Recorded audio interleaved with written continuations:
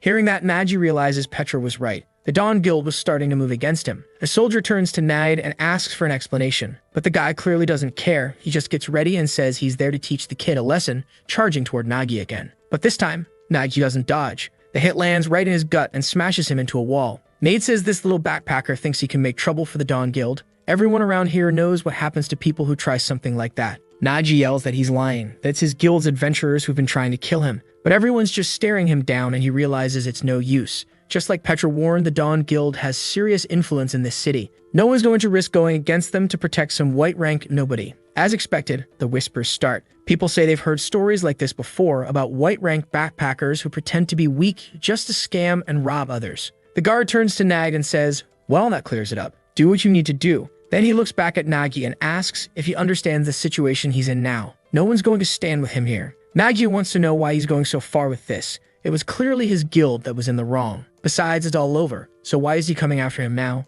Ned answers that yeah, technically no one really cares what low-ranking trash from Dawn does. The real problem is that Nagi interfered with the guild's plans and that they don't let slide. Nagi realizes it now, and this fear they instill in everyone is exactly what gives them power to do whatever they want. And Ned says that today he's going to help everyone remember why the Dawn Guild must be respected. But not to worry, he's not going to kill him. He likes to carry a symbol of the last person he killed, and he has no interest in carrying around one from a white rank. Still, Nagi's going to walk away with a scar on his face, one that will remind him of the Dawn Guild for the rest of his life. Nate goes for a diagonal slash, a signature assassin move, aimed straight at Nagi's eye. Nagi thinks he's done for. There's no one who'd step in for him. No one in this whole city would protect him. But then, the blade intercepts the strike. He thought it was over, but there she was, Agnesa, standing in front of him, sword out, blocking the blow. Absolute queen. She tells Nede to drop his sword. The boy belongs to the Wind of Twilight Guild now, and any attack on him means war. Next chapter. Nade's walking off and Shadow Zero asks if he's really okay with how that ended. This definitely isn't the outcome he was hoping for. Nade just replies that there's nothing to be done. Agnesa wasn't part of the plan. You could try to deal with her, but there are others who are more interested in that. Still, this left him with a bad taste. For a simple porter, the kid was better than he expected. But at the end of the day, he's still just an insignificant little boy. At least that's what he tells himself to keep from acting on it again. But then Zero asks if he's really sure about that. That's when Nade notices he's been cut, a slash across his face. He's stunned. He doesn't even know when it happened. He can't remember Agnesa ever landing a hit. Zero says that's exactly the problem. He didn't even notice it. He needs to go back and retrace every single step that happened during that fight. From the moment he found the boy, to the moment he thought he already finished him off. He might have thought the kid had completely given up. But the truth is, not for a second did Nagi stop fighting. Right when Nade came in with that vertical slash, Nagi hit a dagger beneath the flash of the guy's own attack. Since he was sure no one would step in to protect him, he decided to settle it himself. That dagger slipped right through the middle of the strike. Nade didn't even notice it. Zero says what he's already warned countless times. The more Nade focuses on defeating his opponent, the more he lowers his guard. Ned wipes the blood off his face and gives it a little lick, saying Zero's right. That kid's not gonna give up. They'll have to deal with him personally. Back with Nagi, he's putting the little knife away. He had that prepped in case he didn't have time to grab his backpack. But he knows if Agnesa hadn't shown up when she did, his life really would have been on the line. What he doesn't get is why Nade even got involved in the first place. Why send someone that strong just to take him out? Suddenly, someone puts a hand on his shoulder and asks what's got him so deep in thought. It's Nines telling him not to be so shaken up. Then Stone says the kid must be traumatized and needs to take it easy. And wait a second, Stone. The creatures in Nagi's backpack are called Stones too. Are they from the same race? Anyway, the two of them explain that Nade is infamous even within the Dawn Guild itself for causing problems. That's because he runs a whole network of thugs in the city. Nagi says, yeah, he'd heard of the Dawn Guild before, but he didn't think they'd stoop that low. Agnesa agrees she's confused by all this too. That's why she brought Nagi out to this dungeon instead of taking him back into the city. Then once again, she invites him to join them on the dungeon raid. He replies that for now he's good with just doing his backpacking job anyway. But he points out there's a strange chill in the air. This was his first time in a high-level dungeon like this. One ranked B, in a graveyard no less. Nines laughs and says, don't be scared, kid. This dungeon's a playground for us. We're gonna slaughter a bunch of stuff and you just worry about collecting the loot. Nagi thinks he's not wrong. Even if it's a B-rank dungeon, they've got gold-rank people in the group, not to mention Agnesa, who's mithril. Honestly, her being here might even be overkill. But there's one thing bothering him. Normally in B-rank dungeons, you need a well-balanced party, healers, support, defense. But this whole group, just warriors and attackers. Suddenly, Agnesa tells them to stop. Looks like the welcome party had arrived. The first zombie soldiers start showing up in front of her, but the queen doesn't even flinch. She whips out her sword, crouches, and sends a blazing wave that slices right through them. She glances back, draws the sword again, and here comes another wave. She's got style, huh? Those poor undead things are getting absolutely vaporized. But among the horde, there's one buff monster coming straight at her. Naji points out how this really is a B-rank dungeon, creatures this strong showing up right at the start. The big one raises its arm for a block and swings hard, forcing Agnesa to dodge. But she springs right out of range. Dang, what a move. She lands behind it, lines up a sword technique, and unleashes a flurry of cuts into its back. Then suddenly, she's on the other side. With that, the creature's core forms a rose-shaped flame, and she torches it on the spot. While she's over there full-on styling, the boys are just standing back like they're watching a 3D movie. They've met tons of adventurers before, but no one this powerful. Talent is the foundation of every adventurer. Obviously, the better your talent, the stronger you are. It's what lets humans go toe-to-toe with these beasts. Agnesa then says they've got no time to waste. They have to move before the monsters start reviving. Everyone kicks into gear. These labyrinth-style dungeons, you kill stuff, but a little while later, it all comes back. And obviously, for reasons like this, they had to move fast, not just to finish off the monsters, but to run, and more importantly, to wrap things up before he showed up from behind. That's why it's super important to have either a priest with permanent eradication skills or some holy water from the church. Problem is, both options are insanely expensive. And yep, just like that, the monsters they just killed and ran from were already getting back up behind them. Nine says, as always, they should have brought Pororo, the guild's priestess who's kind of a permanent member. But the problem with that lunatic is that she's a little demon. She charges money for literally everything she does. And of course, in a cemetery dungeon like this, she hikes up the prices even more. Nines can't believe the guild's so broke that they can't even afford the damn Pororo. But Agnesa tells him to stop whining. While Stomon holds off the monsters, she's pushing forward. And since Nines loves sitting back and recovering so much, he can stay behind and cheer her on or whatever. Confused, Naji asks why Nines isn't joining the fight. He explains, unfortunately, he forgot his weapon. Naji can't believe what he just heard. The dude came to a dungeon and forgot his sword. Nines tries to make excuses, but his two teammates call him out instantly. He's just hard-headed like that. Always forgets something. Naji tells him to chill. He's got a bunch of backup weapons in his backpack. Just tell him what kind of sword he needs. But out of nowhere, Nines grabs Navi's head and headbutts him, yelling that he's an idiot. He tells him to listen carefully. He only fights with his sword, Elizabeth Robust. That's his oath as a knight. Nagi's just standing there thinking, what's up with this weirdo? Suddenly, up ahead, Stone shouts that there's something weird going on with the monsters. There were way fewer than usual, and they were moving slower too. Agnesa takes a closer look, and sure enough, their feet are all sticky. Someone had laid down a bunch of goo-filled spikes on the ground. She's a little puzzled, but it's obvious who did it. Our sneaky little trap master. Turns out, since he knew the monsters would revive while they were retreating, he'd been dropping traps behind them to slow them down. Nothing fancy, just some slime with spikes. Still, both Stone and Nines admit he's already more useful than Nines, who forgot everything. A bit later, they're on the run again, and someone's yelling about how many damn times these freaks are gonna respawn. Nines is over there complaining that if he had Elizabeth Robust, this would be a breeze. Agnesa tells him to shut up already. They didn't have time for whining. Finally, they spot the exit to the cave. She calls out to Stone and says, it's your turn. He activates his talent, Shield Bearer, and slams the ground, raising a huge wall of stone. The horde of crooked zombies gets stuck behind it, and he says it's handled, though not for long. But when he turns around to tell everyone to run, he freezes because they're standing right in front of a massive underground lake.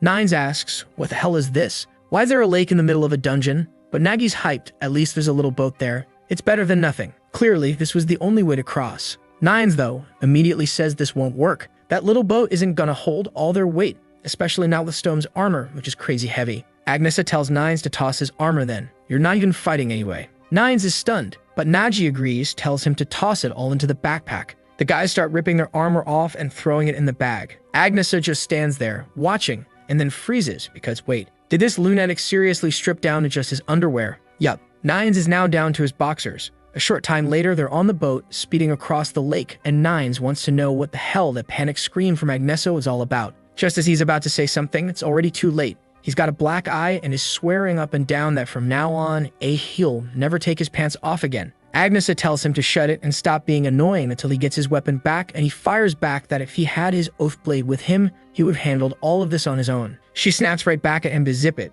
especially since he's the one who forgot his precious oath in the first place. Nagi starts thinking about how a knight's oath is what holds all their beliefs together. Basically, they restrict themselves, set conditions, but in return, they gain enormous power. Dang, he's like Kurapika, this guy. Nine's oath is pretty straightforward. He can't fight with any weapon that isn't Elizabeth Robust, but in return, that sword became a legendary, unbreakable weapon. Still, Naji asks why he doesn't keep that to himself. Most knights are careful not to talk too much about their oaths, otherwise people might use them as weaknesses. Agnesa agrees completely. The problem is, Nines can't shut up. He talks so much about his sword that everyone in the city already knows. Nines just shrugs and says it doesn't matter. When he's holding Elizabeth, he's invincible. She tells him to ignore him. That idiot's not worth arguing with. Wait a sec. Where's Stone? I don't think I've seen him on the boat at all. Is he inside the backpack with all the little stone creatures? Oh wait, never mind. He's behind Naji. I'm losing it. Stone's there saying that Nagi's backpack is actually more impressive than Nine's sword, especially since it keeps spitting out good food.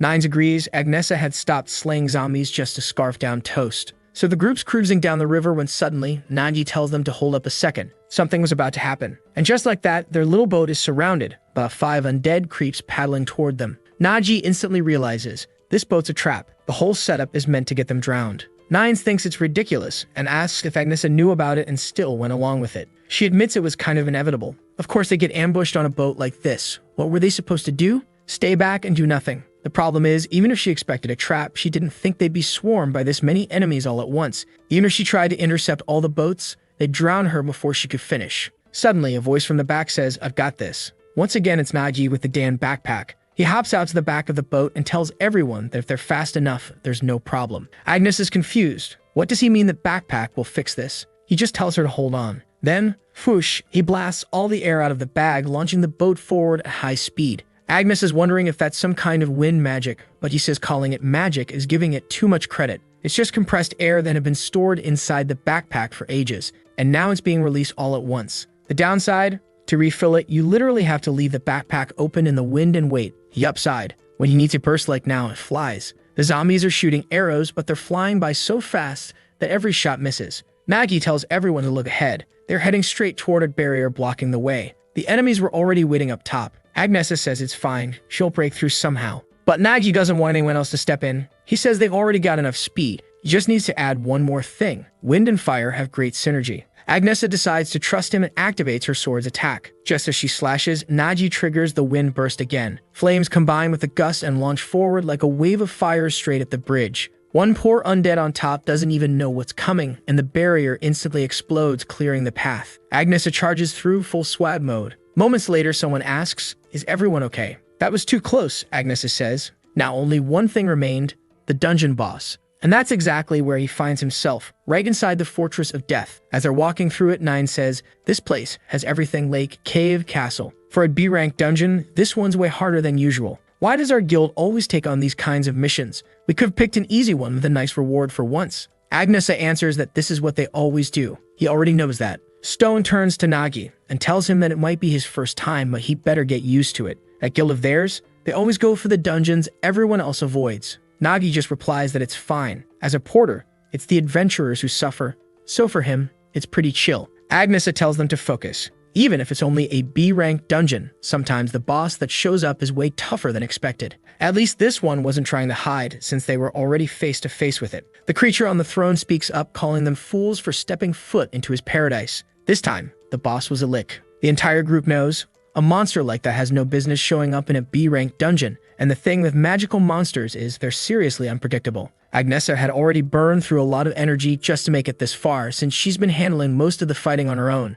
That meant she needed to finish this fast before anything unexpected happened, so she rushed in. But even though undead are supposed to be mindless creatures that just charge at their prey, the Lich was something else entirely. Even in death, he craved knowledge and carefully studied his enemies. The moment he saw Agnesa coming, he knew she was trying to protect the people behind her, and in that moment, he found a solution. Her sword slash lands straight into the throne, but it's empty. The Lich had used a blink spell to teleport right in front of Naji, and then he speaks. Fool, become my servant. He cast a curse spell. But of course, Agnesa does the dumbest thing imaginable and throws herself in front to shield Naji. And just like that, the worst possible outcome unfolds. She's hit by the Lich's curse and becomes their enemy. Nines immediately tells Stone to grab Naji and run. Both of them question him. How is he supposed to handle Agnesa alone? But Nines asks what they're even saying. A real knight never turns his back on an enemy. The guy's seriously full of himself, claiming he's got to admit he's kind of a badass. And he just keeps going, saying Agnes has been fighting nonstop and that little flame of hers is about to go out. Apparently, all this is part of his glorious plan. Agnesa glares at him and charges up a blast. She throws a wave of fire straight at him, and he's left completely confused as to how she's still that strong. I thought he was gonna pull anything, but no. He just eats the hit full on, and she charges in, all smooth and elegant, while he fumbles to dodge, crouching in the most awkward way. The best option would have been to run, but he keeps repeating that a knight never turns his back. And then he moonwalks. Yep, he starts doing the Michael Jackson moonwalk, retreating backward toward the door. Meanwhile, outside, Stone and Naji actually ran. I thought maybe they'd do something heroic, but nah. Look who just moonwalked his way out. Naji asks him if he wasn't supposed to hold Agnesa back. Nine simply replies that a knight never turns his back. Stone tells him to cut the speech already. He just turned his back on a whole horde of skeletons. But right then they stop at the edge of a cliff and Nagi tells them to look down. The undead they had managed to avoid earlier, yeah, they had finally caught up. The group was completely surrounded. Nagi says things just went from bad to worse. Below them, an army of undead. Behind them, inside the fortress, Agnesa, now cursed. Stone tells them not to panic. He'll buy them some time and slams the ground, raising a stone barrier. He tries to trap Agnesa inside, but she spots it, jumps onto the edge, and escapes instantly. The guy just claps like an idiot, saying, as expected of a mithril-ranked warrior, yeah, nothing I could do. While Nagi's standing there staring, he's thinking that even just for a moment, he needs to find a way to stop her. The problem is, any weak little trick wouldn't work on someone like her. So maybe this was the answer. He throws something that flies right past her, making her glance behind her. That sneaky brat threw food, and sure enough, like a little cat, she walks over to eat it and looks all happy. Nagi starts sweating, thinking, at least, even under mind control, she's still following basic instincts. But the obvious problem is, this isn't gonna last long. It's time to run back into the fortress and find somewhere to hide. Down one of the corridors, exhausted, he says that at least it doesn't seem like she's following them for now. The problem is, in the meantime, the undead that were below are already starting to climb up and they need a plan fast. Nine says he knows, but nothing about this is gonna be easy. Agnes is getting backup from a lich. She should be out of aether by now, that's like mana, but she's probably being supplied directly from the boss. That's the only explanation, because if it wasn't for that, Nine says he would have taken her down by himself already. But now the question is, what even is this place they're in? Judging by the pile of items everywhere, it clearly looks like some kind of armory. But Naji disagrees. These weapons didn't look like the ones the undead were using. If he had to guess, this was actually a trophy room. Liches, being intelligent bosses, like to collect the weapons of the adventurers they killed, like some kind of reward or twisted keepsake. And honestly, that's not even surprising. This dungeon is way too hard for its level, so it's only natural that several other groups have probably failed here before. What he doesn't get, though, is why there are random children's toys, shovels, and teddy bears mixed in with everything. Then Stone chimes in. He remembers hearing something about this. Like he said earlier, they only ever go into the dungeons everyone avoids. When this one first appeared, it became known for something strange. Almost every team that entered failed. And around the same time, people from nearby villages started disappearing. He never thought something like this could happen. But maybe this is what it was all leading to. Nagi says it sounds like a case of a dungeon abduction. Wait, what? Monsters coming out of the dungeon to kidnap villagers? Nines finds that weird. Monsters are supposed to be stuck inside their dungeons. Nagi explains it's just a theory. That kind of thing is extremely rare. Any monster that ends up outside its dungeon becomes a lot weaker. That's why they only ever leave when something abnormal is going on, like a dungeon break, for example. Nine says it's simple. All they have to do is kill that bastard and everything will make sense. He doesn't have a choice. He can't turn his back on an injustice like this. The other two look at him like, okay, but how exactly are you gonna do that without your sword? To which he answers he already has a solution. He pulls out a headband, ties it around his face like a blindfold, and says this way, he'll trick his own oath. Nagi asks if he's sure about this. Normally, breaking an oath like that comes with some pretty serious consequences. And besides, how is this even supposed to work? Nines explains that the oath is a personal thing. As long as he can convince himself it doesn't count, it might just work. All he needs to do is land one single clean hit on the lich.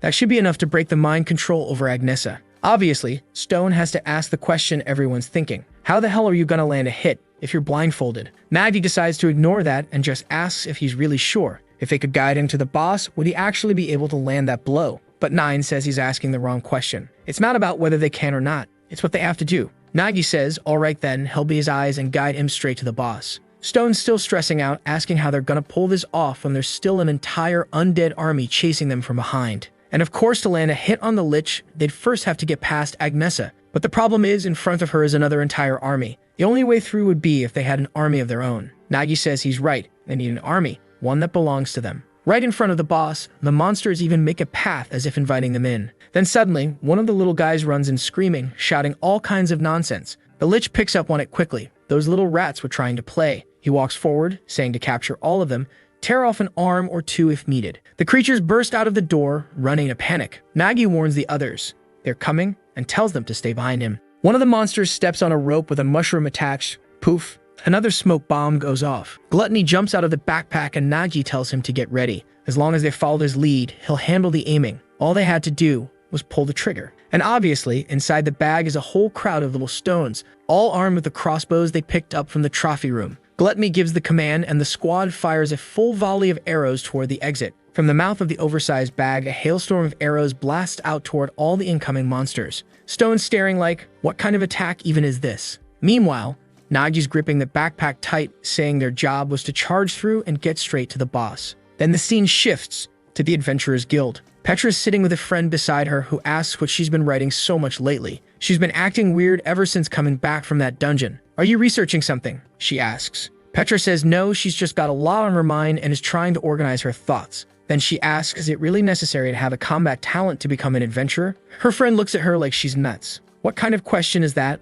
Of course you need one. If you don't have a combat talent, how are you supposed to survive in a dungeon? Why else would people go through hell just to get one? She doesn't even bother explaining, just points to the side. Some guy's yelling at the top of his lungs, begging not to be screwed over. His awakened talent is sewing. He shouts that he's not accepting that. That can't be his talent. He's gonna try registering again. But Petra just says he can't become an adventurer. Her friend tells her to face reality. They see people like this every day. The odds of awakening a talent that actually works for adventuring are super low. Petra starts thinking, in this world, your life is basically set from the beginning. The guild supports everyone going through the talent awakening ceremony. It's a process where the ether in your body is analyzed and the name of your ability appears in the book. Most people say it's better to find out early whether you've got natural talent or not, so you know what direction to take in life. Petra used to think that way too, but after meeting Nagi and going through everything they faced together, she started to question it. Is a person's future really determined by the talent they're born with? Back in the dungeon, Nagi's arrow rain is still going and the monsters are all dropping. At the same time, Nagi moves to the front, leading the charge, with Nines following close behind.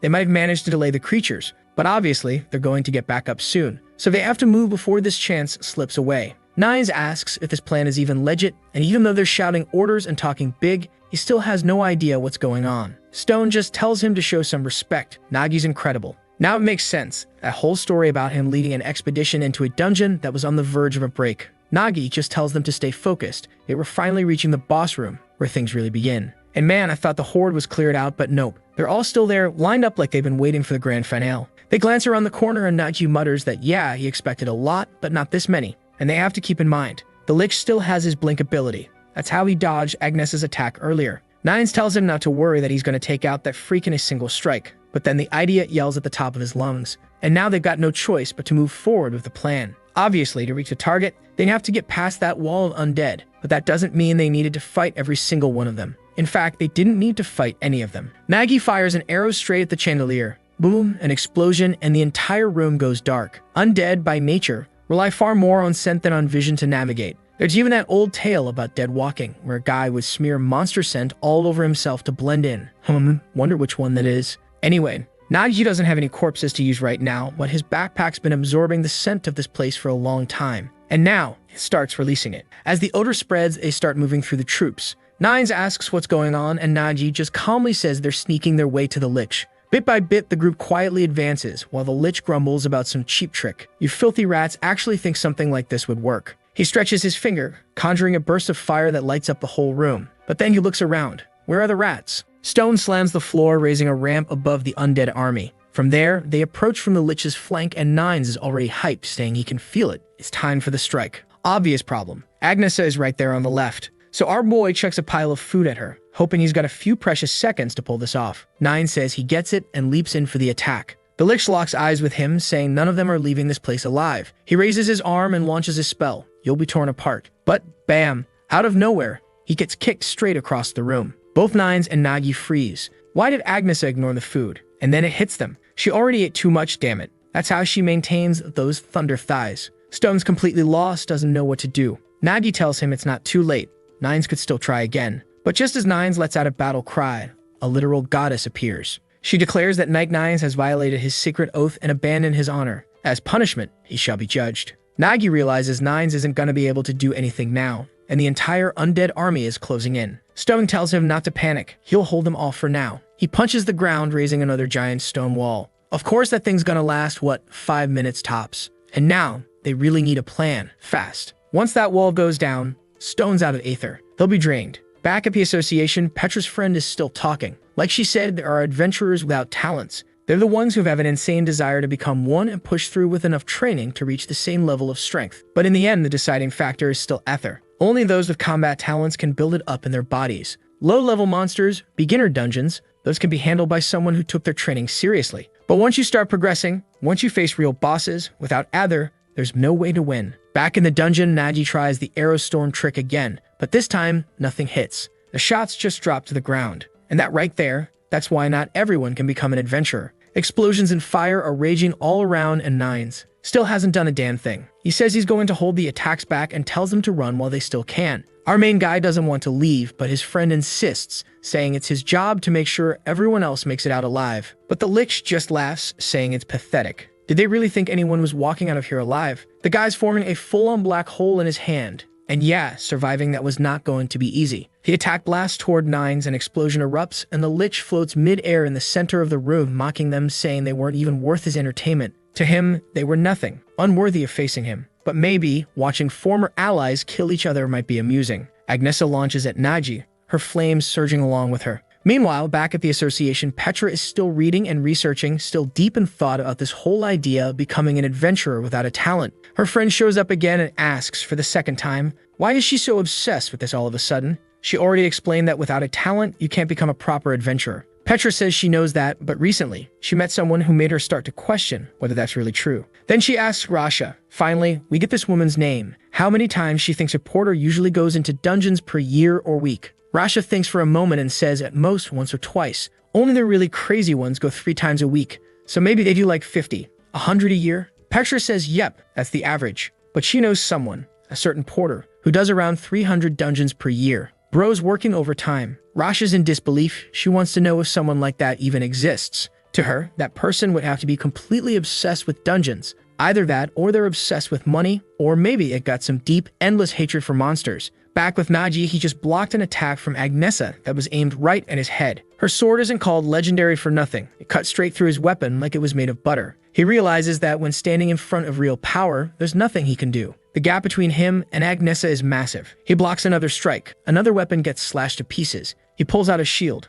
Another sword. There might be a dozen scattered across the floor, but he's not giving up. He still has one advantage. While adventurers are out clearing dungeons, a porter doesn't have much to do. The only thing he can do is watch them fight. That's why by now he knows Agnesa's fencing style like the back of his hand, her habits, her rhythm. Every one of her attacks starts with a burst of ignition, then she follows up with a sword technique. The problem is, even knowing that, it all happens in a split second. His reaction time isn't enough. The window between ignition and strike is less than 0.2 seconds. Even if he sees it coming, dodging in time just isn't possible. Still, he's there, somehow managing to block. He's predicting and anticipating every single move based on everything he's observed about how she decides her actions in battle. He needs to be, at the very least, half a step ahead of her. And in this moment, he can only thank Durakan. After their fight, Durakan taught him what it means to face someone with mithril-level speed. The bad part? This is just survival.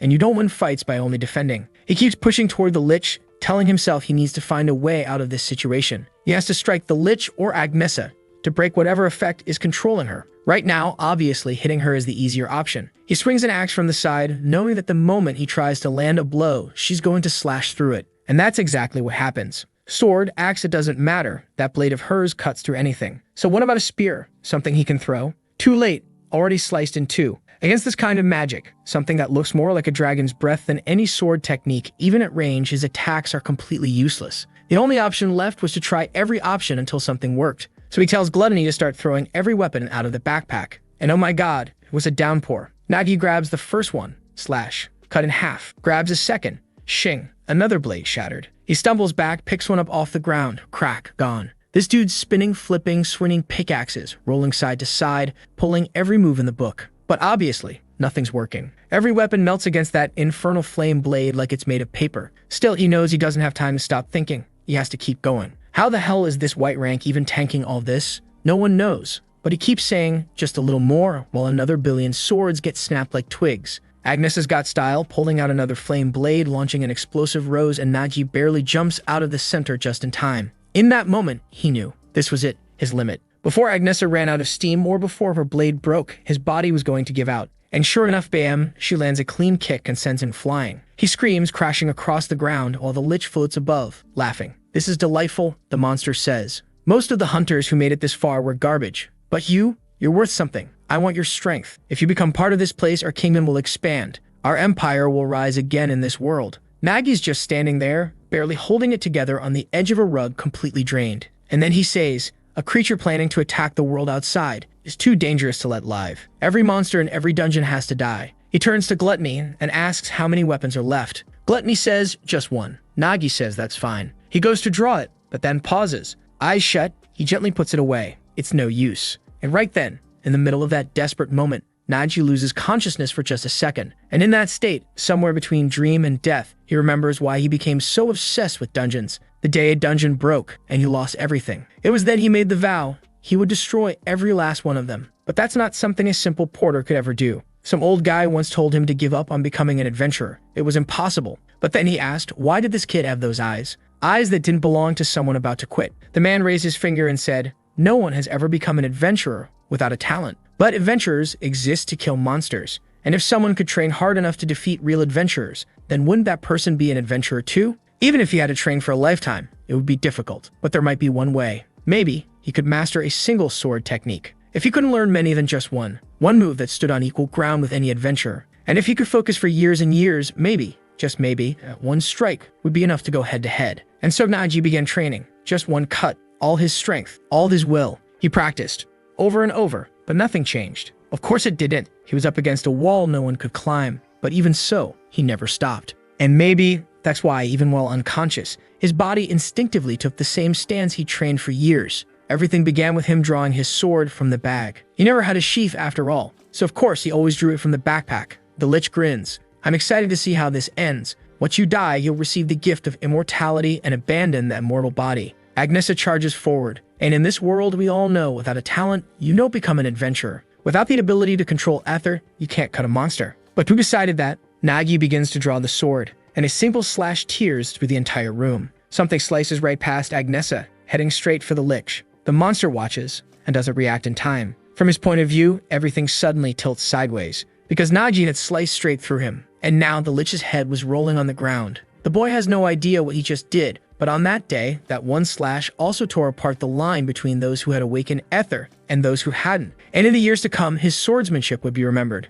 The name of his move, Azrahan's quick draw slash. Wait, Azrahan? Isn't that from Javier? From our dear Lloyd Frontero's crew? We're not going to find out because the next chapter opens with a shift. The dungeons kept multiplying. The pace was so fast, humanity, fragile as it was, no longer had the strength to stop it. At this rate of non-stop appearances, the kingdoms of this world were facing total collapse. Only when humans began awakening ether and took on the title of adventurers did they start pushing back against the monsters. They say this clear distinction between those who have ether and those who don't exists for one reason: to protect people. Because in the past, many refused to accept reality. Even without talent, without anything, they'd still try to enter dungeons. And what happened was obvious. They were all slaughtered by monsters. Rasha tells Petra that she has to understand. It might sound cruel, but in truth, it's the only way to protect people who weren't born with talent. Petra knows she's right. As much as she's been following that line of thought, she clearly remembers that day, the dungeon break. The way Nagi looked at the thick-thighed warrior queen with awe. You could see it in his eyes, the desire to become an adventurer burn in him. That's why she's starting to believe that just sitting around waiting for someone with great talent isn't what makes an adventurer.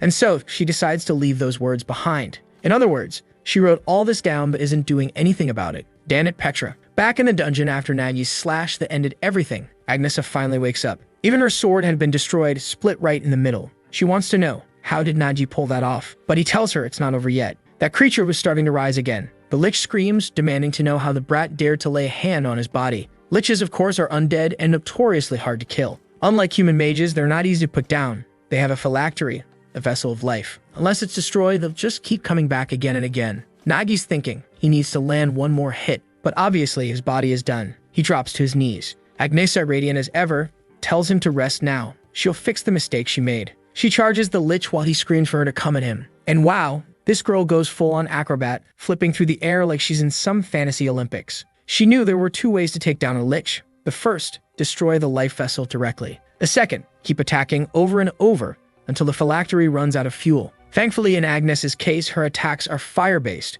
which means the monster keeps burning. But the lich insists none of it matters. He's immortal. She doesn't look convinced. She says he cloaked her entire body in mana earlier, but that just ended up exposing his own weakness, because the moment she touched that mana, she also saw the source of his life energy, and right away the Lich realizes she's heading for the throne. Her attack hits dead center, and the Lich lets out a guttural scream. He starts to dissolve on the spot, mumbling that all of his dreams are disappearing. Beautiful. She stands beside the throne and immediately turns, asking if Nagi's okay. She just finished off the boss, but what she really wants to know is what the hell was that technique he used? Poor guy just flops backward and says he has no idea. He's just glad it all worked out in the end. Thankfully, they had her there too. But she says she doesn't deserve any credit. She actually made a mess of everything, and she's not fit to be a leader. Even though she was under the Lich's control, she still remembers everything that happened. And she knows she has the physical strength, she has Ether, and she has fully unlocked talents. The difference between them should have been overwhelming. And yet, even so, he managed to use a technique that not only shattered her sword, but also took down the Lich behind her. What she needed to acknowledge wasn't just his attack power, but the fact that he never gave up, no matter what. In that moment, a memory surfaces. Someone once told her to remember this. What their guild needed wasn't adventurers with overwhelming strength. What they truly needed were adventurers with unshakable willpower. Someday she'd meet someone like that, and when she did, she'd understand why. Someone who, even in the face of a full-on crisis, refuses to back down. That kind of person can't be measured by rank. That's a true adventurer. And now, as the vice captain of Wind of Twilight, it was her job to make sure this boy joined their ranks. She calls out to Nagi, saying she's going to ask one more time. Their guild isn't the type chasing gold or fame. The only reason they exist is to eliminate dungeons and stop breaks from happening. And that's exactly why they're always taking the dungeons no one else wants to touch. It's also why they're not here recruiting the strongest fighters. They want people with resolve. People like him. People who throw everything on the line just to save others, even when they expect nothing in return. And now, this tall goddess, thighs and all, she looks at him and asks, "Do you want to join us?" He's frozen thinking about it. A guild focused entirely on preventing dungeon breaks. That used to be his dream. But he'd never found anything like it, until now. He remembers the old man who told him he was too late, that the village he cared about had already been destroyed. And Nagi wonders, maybe this is what he really wants. He reaches out his hand, fingers tight together, and says if that's what she wants, then he'll give it a shot. Together, they'll put an end to dungeon breaks. She welcomes him to the team, and right then, Stone wakes up. He's confused, groggy, has no idea what happened. He looks up and sees Agnesa standing there. They catch him up, and from what he understands, someone slashed something, Agnesa woke up, and then killed the boss. That's it, he says. But Agnesa's already walking over to Nines, ready to ask if this useless idiot actually did nothing while she was unconscious. She tells him to wake up. He's all twisted and half asleep, but jumps up in a panic. Out of nowhere, he charges her, grabs her shoulders, and headbutts her, yelling that this will wake her up. Then turns to Nagi and proudly says, "See that? You realize how amazing I am, right?" Obviously, Agnesa's ready to beat the hell out of Nines, saying today is the day he dies. And so begins the brawl. But that's it. Cemetery dungeon complete. Now that you think about it though, this whole dungeon run, it was just to get away from the guys trying to kill Nines outside. Nines says, yeah, that whole thing was basically a nightmare. But Agnesa looks to the side and says their job's not over yet. There were still items recovered from the cemetery. Normally, the association sends people to return those to the families. But since this dungeon was isolated, way out in the middle of nowhere, that likely wasn't going to happen. So they decided to take care of it themselves. In one of the houses nearby, a woman is preparing soup, pours it into a bowl, and sits down with her husband. But then, you notice there's a third bowl. A little one, for a child. Oh god, the child died. Taken in the dungeon. Nagi knocks on the door. When they open it, they see the little bear in his arms. And that's it. The truth had to be told. To Nines, this was often harder than the dungeon itself. But it was something that had to be done. Sometime later, all the items have been returned to the villagers. On the way back, Agnesa says he's probably thinking they're going a bit too far, but this was part of what their guild stands for. Nagi tells her it doesn't bother him. That family, they used to make an extra plate of food every day, holding on to hope that their loved one would return. And now, all he can think is how sad it is that the news they delivered today also took away the last bit of hope they had left. Agnesa, though, says that in a way it's better like this. At least the family won't be stuck waiting forever, not knowing if that person will ever come back or not. Nagi looks a little startled by that answer. Then Nines jumps in, asking why a lich would be kidnapping humans in the first place. She replies that it's hard to say. All she knows is that cemetery-type dungeons tend to get more dangerous the longer they're left alone. But what really struck her as strange was what she saw in the final moments of that lich's life. He was crying, and she clearly heard him whisper an apology to the creator. That's a name adventurers don't even dare to speak. The world of dungeons is already filled with weird, unexplained things, and now she has a sinking feeling that something big is coming. A storm's on the horizon. Then she tells them straight she doesn't know why the kidnappings are happening. But as adventurers, all they can do is keep clearing dungeons before it happens again. After that mission, they headed back to the city. It took about a week, and when they got there, something felt off. Maggie's looking around confused until someone reaches out a hand and asks for a coin. It's Nero and Deshtar. Turns out, life hasn't been going so great for the two of them. Honestly,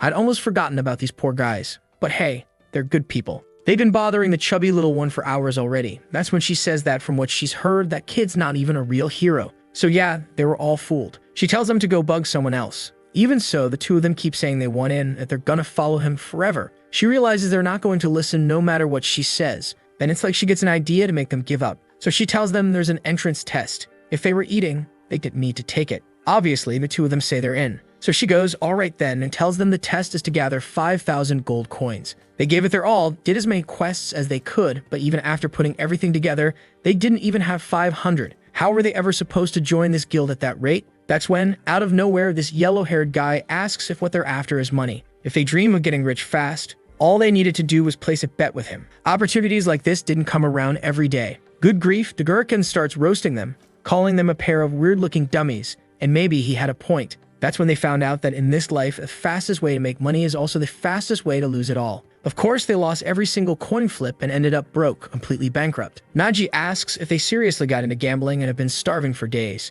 They say it's not exactly like that, but all he can think is that these two really are a couple of hard-headed fools. Still, he also knows that whole guild entrance test thing was just a way to squeeze money out of them. That's when they ask him about what happened with Agnesa inviting him to the guild and him turning it down. He says he did turn it down, but in the end, he accepted. Deshtar pleads with him, asks him to please help them get in too. But then suddenly he stops and says he gets it now. They need to pass the test because it's the only way to show what they got. The only problem is 5,000 gold is a ridiculous amount of money. So once again, they ask for help, and Maggie wants to help. The problem is, in that last dungeon, he literally broke every single sword he had. So yeah, he's also in need of some cash. But the guy remembers a certain dungeon that's perfect for making money and figures he should go check if it's open. Back at the adventurer's office, Petra's there working when our guy shows up and calls for her. Right away, Nero says they're there to make money.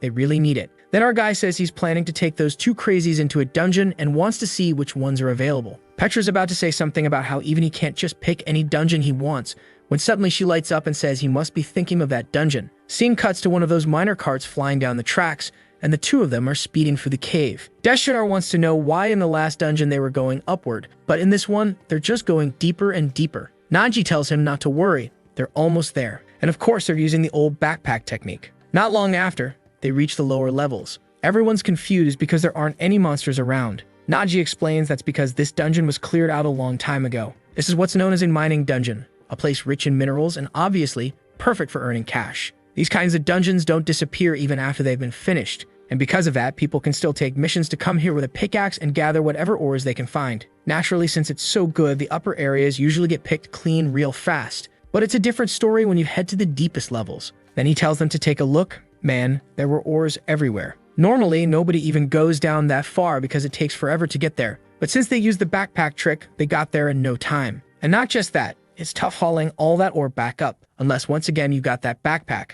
Let's be real, that backpack is straight up broken. Then Naji says it's time for everyone to start mining. The good old honest Minecraft grind begins, and those two dopes are wondering why no dungeon they go to is ever normal. Nearby, Naji's wiping off sweat, thinking it's been a while since he spent any time in that place. Back in the day, he used to be the master of this place, but now he's already getting exhausted after just a few hours. Or maybe it's also that sword technique from earlier that drained his energy, and his body still hasn't recovered. When he doesn't understand what that technique even was. It felt like, for just a second, he poured every fiber of his being into that one attack, a power that could rival even high-level adventurers. He's standing there daydreaming, thinking maybe his moment has finally come, when suddenly, Gluttony shows up. Naji already knows the little menace must have caught the scent of all that ore, and is ready to devour everything. But right at that moment, the other little guys pop out too. Oh boy, and they're coming out with pickaxes in hand. Everyone's hungry, right? So they slap on some helmets and dive right in. I'm telling you, this guy's backpack is busted. It's like he brought a whole crew of miners with him.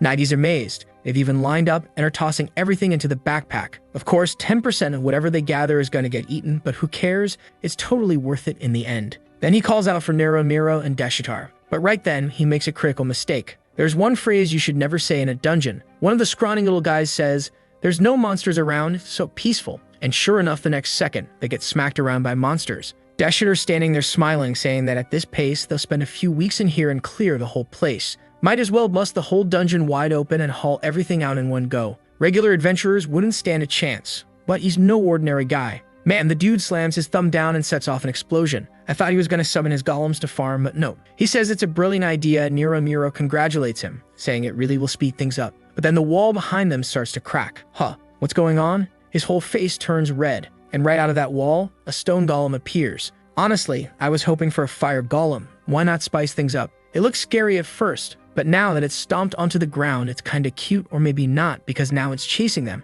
and Nagi's yelling for everyone to get out. Turns out Deshitar's explosion triggered a secret area in the dungeon. Secret rooms are exactly what they sound like, and they usually hold way rarer treasures than the rest of the dungeon. Problem is that Yellow Guardian Golem is a rank C monster, and this party, it's just 3 unlucky silver ranks.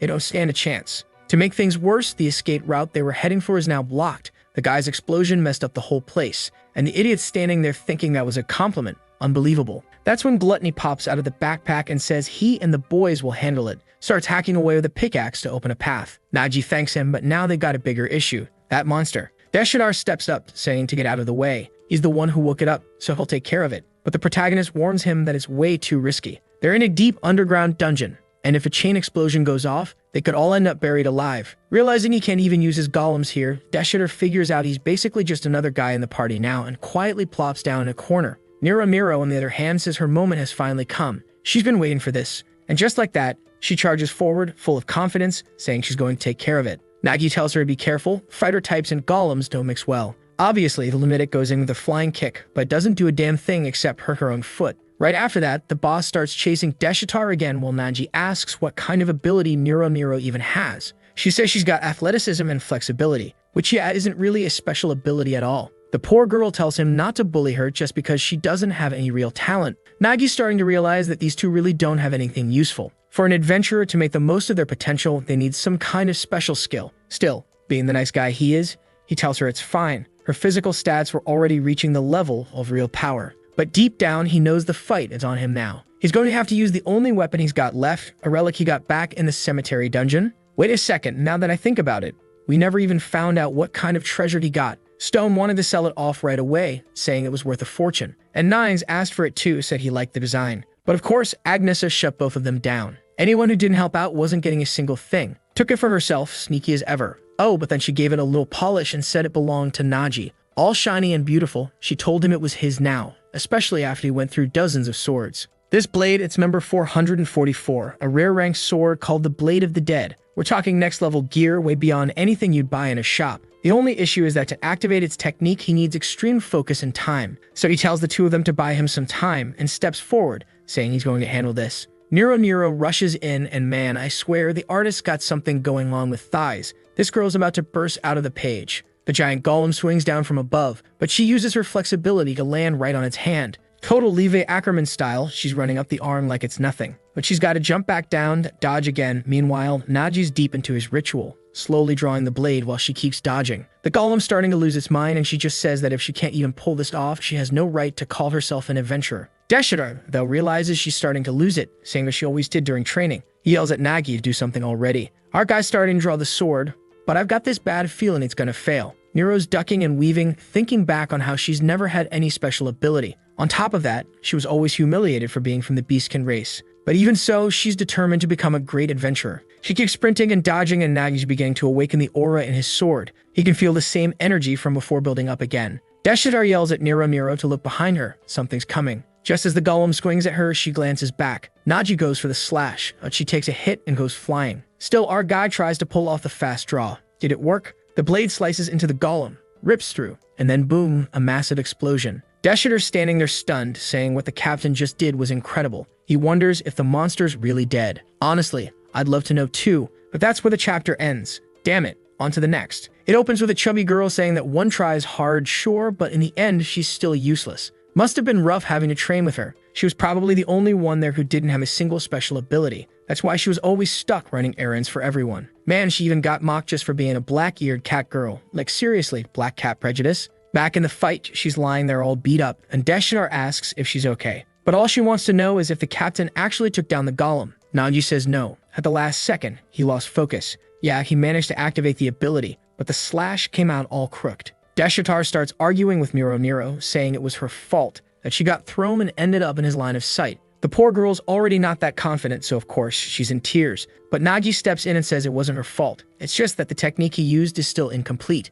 I'm still impressed that he's even managing to pull it off. This guy's on the way to becoming a true adventurer. The only problem now is that his body's completely drained. At this rate, there's no way he can handle that golem, which is already coming back for more. Nagi's about to tell them what they need to do, but a storm of rocks suddenly starts flying straight at them. Everyone gets tossed around, and at the same time, these little stone things start rising from the ground. All right. Turns out Deshitar had summoned some kind of barrier, I think. Nobody's really sure what to do, and before they can even come up with a plan, the monster's already swinging its giant hand straight at Deshitar. He screams in panic, but Nero pulls out a pickaxe and goes in swinging, yelling that she'll handle it. Naji tells her to back off, it's too dangerous, but she's already saying that overthinking stuff just isn't her thing. Those cheap weapons she had before were just slowing her down. She knows golems are full of weak spots, so she's just gonna go in swinging. But instead of breaking anything, she's just making the golem all bloody. She punches the same spot again and again, landing a full combo. A small crack finally starts to form, but the golem sends her flying. Poor girl, nothing ever goes her way. She remembers back in the training grounds how she used to spar with the other team members and force them to acknowledge her strength. But even when they said they accepted her, deep down she knew they didn't mean it.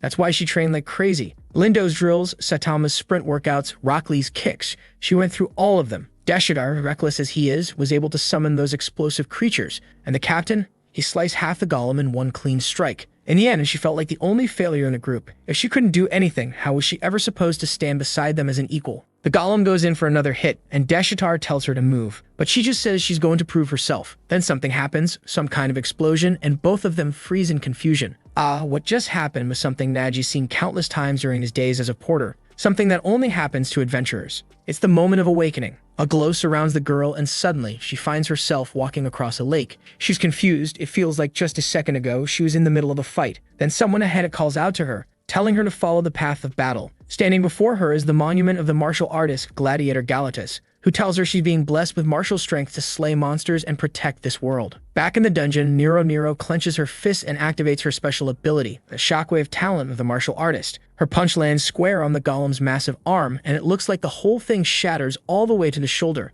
The creature's body twists awkwardly, and she follows up with a barrage of strikes to its chest. The absurd name of the combo? Nyan. And the two clueless guys are just standing there with their mouths wide open while the golem crumbles like a puzzle. The next chapter talks about special abilities, which, let's be real, we already know all about. The difference in this world is that some of them only awaken when something important happens in your life. Of course, the ability that kind of reflects who you are. For example, Stone's powers are based on rock because that's his natural talent. But if he were plant-based, it'd be something with vines or roots. That's why even adventurers with the same abilities can end up with totally different versions. The little stones are all mining away when Nero walks up and tells them to relax. She's got this. One punch and the whole area is cleared out. She tells them to toss everything into the backpack. But suddenly the girl starts swaying and collapses, completely drained. Naji tells her to take it easy. That kind of ability burns through a lot of aether. She's feeling full of herself now, saying that she really is amazing. She's giving it everything she's got. Meanwhile, over by the rubble, Deshitar is looking at this weird little blue thing he just found. It popped out of nowhere, right from the middle of the golem. Naji explains that he's only seen it a few times before, but that's something called a soul resonance. Some necromancers, after defeating a boss, could kind of extract a part of it, almost like a pet. Deshitar grabs it right away and claims it as his, but the thing suddenly disappears. Actually, it looks like it's being absorbed. Turns out, he's fusing the soul of that golem into his own body, into his fingers. And right then, a soul mark appears on his hand. He lifts his hand like it's nothing, hits the summoning gesture, and acts like he's some Jinwoo, shouting arise. The creature shows up just like when it was a boss, huge and terrifying. But the energy is so intense that the moment it appears, it's already wobbling, and he commands the beast to kneel. Nero's mad about it. She did all the hard work, so why does his reward look better? Still, watching it all from a distance, Naji can only think that this is how adventurers suddenly become insanely powerful, practically overnight. It happens so fast, there's no way a regular person could keep up. Sure, he's genuinely happy to see them improving, but it's still frustrating when he compares it to how long it takes him to do anything at all. He tells them to calm down. For all their excitement about killing the Guardian, they still need to get through the secret treasure room. While they're on the way, he warns them to stay sharp. Just because the big guy's gone doesn't mean it's all clear. The two were already praying out loud for some high-quality loot. They're desperate for money at this point. Then Naji asks something. Why are Deshitar and Nero always together? Usually, people from the trading grounds end up going their separate ways. Deshitar says he honestly has no idea when they even became friends. That's when Nero remembers a time she was standing at the door, and there he was shouting for everyone to shut up while summoning a bunch of golems, claiming that in the future, nobody would ever stand a chance against him, the one gifted with necromancy. Nero just says there's no need to even ask. It was kind of inevitable they'd end up as friends. Deshitar agrees, saying of course they did. They're both incredibly talented, and good things are naturally drawn to each other. But now they're both curious about the captain. What exactly is that backpack of his? Strange stuff keeps coming out of it all the time, but he said from the start that he was just a swordsman. Naji says he's a pretty rare case. Normally, people get talents that match who they are, but in rare situations, someone receives something custom-made,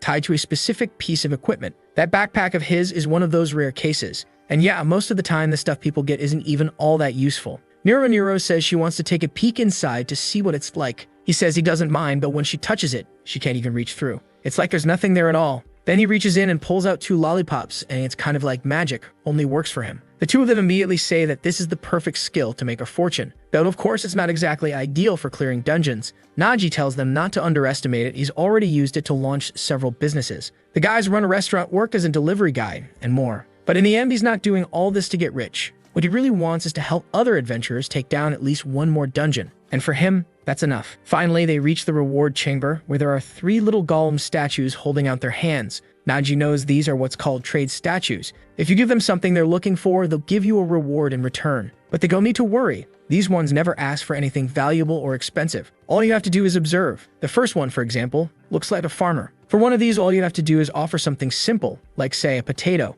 And just like that, the statue gives back a green gem. That alone was already enough to hit their gold quota. Then they move on to one that looks like a sorcerer. Obviously, it would need something a mage would like too, so he offers a magic stone. But the statue gets upset and splashes everyone with the strange liquid, which turns out to be a weakening potion. Unfortunately, now it's down to the last one, the zombie statue. The others tell him to be careful, not to mess this one up. Since it's a zombie, Nero's convinced it needs blood or maybe human flesh. Meanwhile, Deshitar wants to offer one of his own fingers. Nagi's debating whether to give it bone, meat, or a potion when it hits him. Every zombie was once human. Maybe that's what it's really asking for. He puts it in an apple. Not sure if it's a regular apple or something special. Oh wait, it's one of those sacred apples, the kind that carries a trace of purifying energy. If he's right, what the zombie really wants is freedom from its curse. A drop of juice slides from the apple and touches the zombie's palm, and suddenly it starts remembering all the bad times, wandering around aimlessly like a Minecraft mob. Then, with a glow, the zombie's head begins to heal and the statue transforms into a hidden pedestal, revealing a massive pair of shears.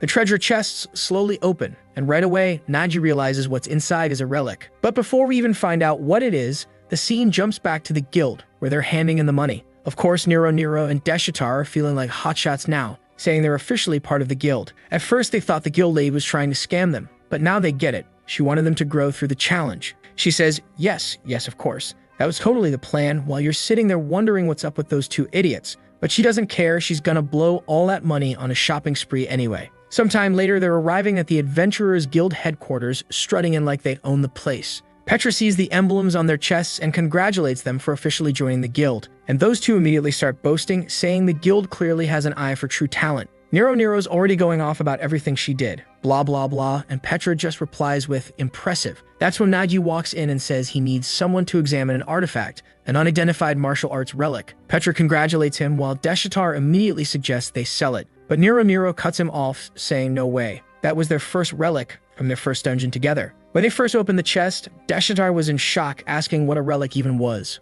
That's when Naji realizes he's stuck with 2 total rookies who don't know a thing. But he also points out that, considering Nero awakened her new ability in that place and they found a relic at the same time, everyone's probably thinking the same thing. Naji wants to give it to Deshitar as a gift. Deshitar, of course, still wants to sell it, but Nero's just celebrating, saying she's keeping it for herself. Back at the guild, Deshitar keeps saying no way, that relic's just a regular item, so they should sell it off. Naturally, Petra cuts in and tells him that no relic is just some ordinary item. Relics are like the heart of an adventurer, and often the only reason they're able to complete high-level dungeons. These things are so rare that some adventurers only go into dungeons hoping to find one. Naji agrees. There are people out there rocking full Saint Seiya cosplay just to look the part. But ironically, the existence of relics is what makes equipment like his backpack kind of obsolete. Doesn't matter how strong your ability-based gear is, in the end, there's always a relic out there that's way better. Petra nods and says alright, then uses her analysis skill. The feather pen begins writing automatically, revealing the relic's info, and at that moment, the stone starts to crack. From inside the relic, the imitator's ring appears, a ring that supposedly lets you copy a user's ability. Wait, but does it copy someone else's ability or does it duplicate your own? Nero doesn't even get to ask because the thing immediately flies onto her arm and equips itself on its own. Petra congratulates her, saying that only happens when there's high compatibility. That's because a lot of relics actually choose who gets to use them. Of course, Petra wastes no time telling Deshitar that it's settled. This one belongs to her now. Then Nagi holds up the broken sword from the cemetery and points out the real issue with relics. It's already starting to crack, and repairing one of these things is incredibly difficult. Petra asks how he let it get in that state, and he explains that it got damaged during the attack on the golem. She finds that strange. Relic 444 is supposed to be pretty tough. How'd one hit mess it up that badly? While Desher is still begging him to sell it, Petra can't stop thinking about how every time she sees Nagi, he just keeps moving forward, while she's still stuck in the same place. He waves goodbye, thanking them for everything they did, and their little group walks off, leaving her standing there, looking shaken. Meanwhile, Racha, sucking on her finger, seems to notice something. Back at the Twilight base, Agnesa is drawing X on a map, marking the 30th dungeon collapse. At this point, there's a visible pattern forming, and naturally they all connect, either directly or indirectly, to the Dawn Guild. And following that path, she knows exactly where the next one will happen. They could try to get ahead of it, but doing that would mean facing those guys head-on. The scene shifts to that masked guy from Dawn. He says he won't tolerate any more failures. That damn Twilight Guild has been interfering with his plans for too long. That's why, no matter what, this next operation has to succeed. Need, standing beside him, asks why he seems so nervous. Ai's already down in that dungeon. It should be an easy mission. And yep, that's Ai sneaky and dangerous. Need even says she's like a viper. Once she's locked onto a plan, there's no way she's letting go. Unfortunately, even if Agnesa goes there herself, this might be her final stop. Speaking of her, we cut back to Agnesa, who knows exactly how Dawn operates. They cause the problem and then clean it up after, which is why no one's catching on. But it's clear now, they're putting countless lives at risk. That's when Nagi shows up, asking what she wanted to talk to him about. She tells him there's an A-rank dungeon about to collapse. Nero and Deshitar instantly volunteer, but of course they're immediately shut down. She tells them they're still way too weak, and the poor two are just standing there, totally crushed. She's certain neither of them would survive inside that dungeon. Nero wants to speak up, but just standing near Agnesa, she can feel the power gap in the air. The pressure alone is enough to silence them completely. Nagi, though, asks why they were even called in if the dungeon is that dangerous. Agnesa explains, yes, the A-rank dungeon will be handled by Nines' team, but there's another one, and it's perfect for his group. It's a massive underground labyrinth known as the Ant Nest, and she wants the three of them to go there and clear it. She's really putting her faith in this little trio. No healer, one of them's a backpacker. The squad's not exactly stacked girl, but she simply says that this time Nagi will be leading the group. He tries to protest, saying it's not possible. He's just a porter. But she tells him that when he was recruited into Twilight, it wasn't because of his carrying skills. It was because he's an adventurer. And that's why, for this dungeon, he's going to be in charge and make sure the mission is completed. This would be the first time our boy takes the lead. The problem is, what's waiting for him down there is way beyond anything he could have imagined. Right outside that dungeon, a knight is seen running away in total panic. And good grief, the guy takes a massive spear straight through the chest. He looks back completely stunned, wondering how in the world this place got classified as rank C. That creature, at the very least, should have been in an A-rank dungeon. And because of that, his entire party was wiped out. Then there's this shady little witch saying she's excited for Agnes's arrival. Wait, if Maggie's heading into that dungeon and this girl's waiting there, then where's the other one? Or are we talking about two different people now? There's nothing but curvy women in this world, apparently. Back at Twilight, Nagi's starting to feel the pressure. After all, someone at gold rank should probably be leading this team, not him. But she tells him not to worry. She already taught him everything he needs to know, and it'll all be fine. He points out that even if it's only a C-rank dungeon, there's still a chance they could fail. She says that's true, but it's normal. Dungeons like this are usually tackled by several groups working together. So even though they're going in as a trio, there will be other teams helping out. Besides, he practically cleared an entire labyrinth on his own, so she trusts him. She personally chose him, and now she's asking him to start believing in himself too. On top of that, she knows of a certain someone who's going to be in that dungeon, and that person will be the perfect support for him. Nagi says he understands, but he's still worried. It is an ant nest, and he knows what kind of problems those usually bring. Both of them agree the big issue is exploration. Obviously, an ant nest is like a maze with dozens of paths and exits. Without a professional scout, it's nearly impossible to clear something like that. Agnesa says she's aware. She's been trying to find a pro explorer, even if it means hiring a mercenary. Problem is, none of them seem reliable. Cut to Petra, who's wondering what it even means to be an adventurer these days. A group of raccoon-themed explorers shows up, The one on the left looks like a knockoff Deshitar from Walmart, the one in the middle is a Petra from AliExpress, and the one on the right is basically a stone from Temu. Apparently, they're old friends of Petra's. They say they haven't seen her since school. She's about to tell them it's nice they join a guild. The one in front cuts her off, asking since when they talk so casually. Sure, it might have been school friends, but now Petra's just a white-ranked adventurer. And they should take note, this girl here already made it to silver. She throws her stats on the table, telling Petra to understand something. No matter how good her grades were back in school, today she's struggling to make ends meet as an adventurer. Petra stands there awkward, admitting she really isn't much of an adventurer. Then the girl flips her hair and walks off, saying they'll talk another time. Rasha shows up and asks who those people were. Petra explains. They were classmates from school. Turns out she went to an explorer's academy. There's a rumor there. If you're a mediocre explorer, you eventually become an inspector. That's where all the bullying comes from. Talented people go into dungeons. Those without talent, they're stuck behind desks. That's why inspectors are seen as failures, people who didn't have the heart to become real adventurers. Rasha says she's a textbook example of that. She used to dream about becoming an adventurer, but when she realized she had no talent, she settled for being an inspector. But she points out that Petra doesn't seem like that. She could absolutely become an adventurer. That's why it's strange to see her stuck as an inspector. Petra explains it's because her grandfather is completely against it. Rasha figures he must be a strict guy, but Petra says no. He's a total crybaby who begged her not to go. That's when Rasha realizes this was never really Petra's decision. She gently asks her to be honest with herself. What does she actually want? After all, she's read some of the things Petra's been writing. Petra instantly gets flustered and tells her to quit it, but Rasha says she feels the same way. She saw the way Petra looked at that backpacker, Naji. It was obvious. Like her eyes were screaming that she wanted to become an adventurer too. In the next scene, Petra's wandering alone through the quiet streets, remembering the moment she told her grandfather that her biggest dream had always been to become an adventurer. But hold on, I don't get it. That guy with the stone head, is he a statue or what? I'm a little confused here. The truth is, no matter how badly Petra wanted to become an adventurer, she also wanted to make her grandfather's life easier. After all, he was the one who raised her when she lost her parents. The problem is, this was the only dream she ever had, and maybe she shouldn't have given up on it so easily. Rasha straight up tells her she's being an idiot. Her grandfather might want her to live a safe, stable life, but what he really wants is for her to be happy doing what she wants. Now, standing in front of the door, Petra's wondering if Rasha was actually right, and when she steps inside, she announces she's there to take the adventurer exam. She wants to change careers and stop being an inspector. The old man tells her he only has enough time before his tea gets cold, and that besides, this isn't worth it. She should stick with inspection. Petra says maybe so, but today she found out about the test, and she wants to give it a shot. The old man responds, well, that's a shame, because I'm today's examiner. His name is Mr. Pot, but she can call him the adventurer killer. Of course, he gave himself that name, and he earned it, not because he ruins people's lives, but because he ends their dreams. He says he has no interest in testing someone like her who's just looking to switch careers.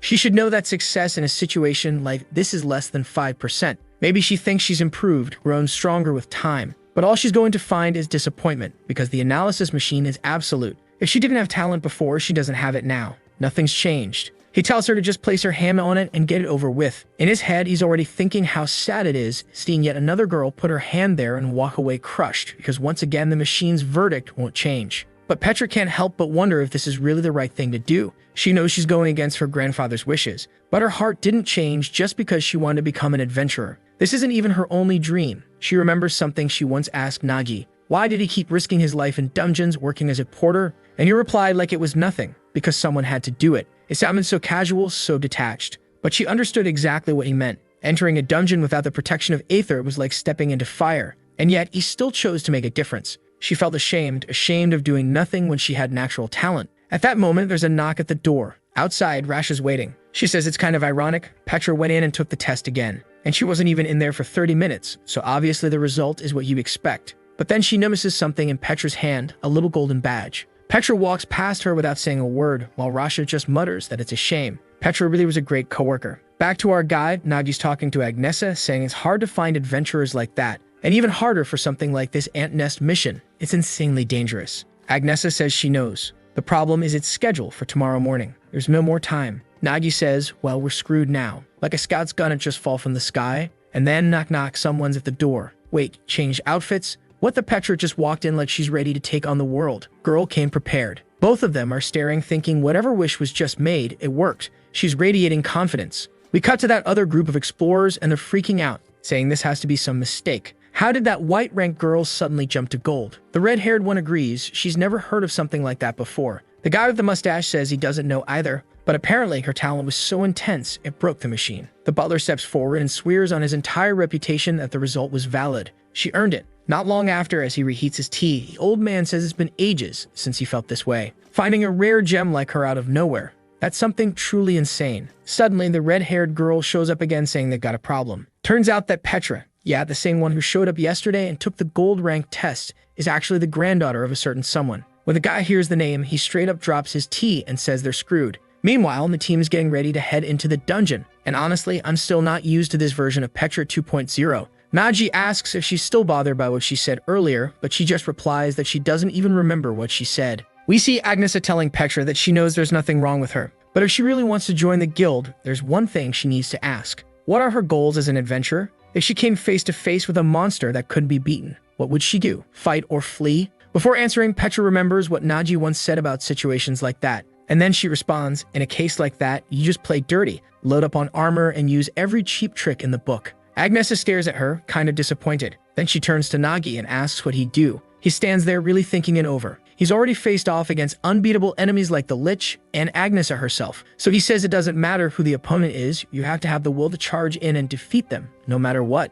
Agnes gives him a thumbs up while Petra says, that's not what you told me last time. Back in the carriage, Petra's thinking that in the end, all she can really do is give it her all. But then Niramira calls out to her. And of course, both she and Deshitar are complaining that it's unfair she made it to gold rank before them. She explains that she already had the talent. It's just that she chose to become an inspector instead. That calms everyone down and you realize, oh, okay, she was basically a hidden boss all along. Naji says he actually feels kind of relieved. He thought she was just a scout, and now seeing she's gold rank gives him a bit more confidence. She smiles and says she doesn't have much experience, of course, but she already memorized the entire ant nest layout and even wrote a whole book on it. He congratulates her, saying she came well prepared. But he also warns her he's been to plenty of ant nests before as a porter, and the real problem with this type of dungeon is that you can't ever fully prepare. Ants are monsters that just keep coming non-stop. Plus the layout sometimes changes, so she better brace herself for what's coming. Standing at the tunnel entrance, everyone's excited. From above, Petra observes the crowd and says that judging by the number of people,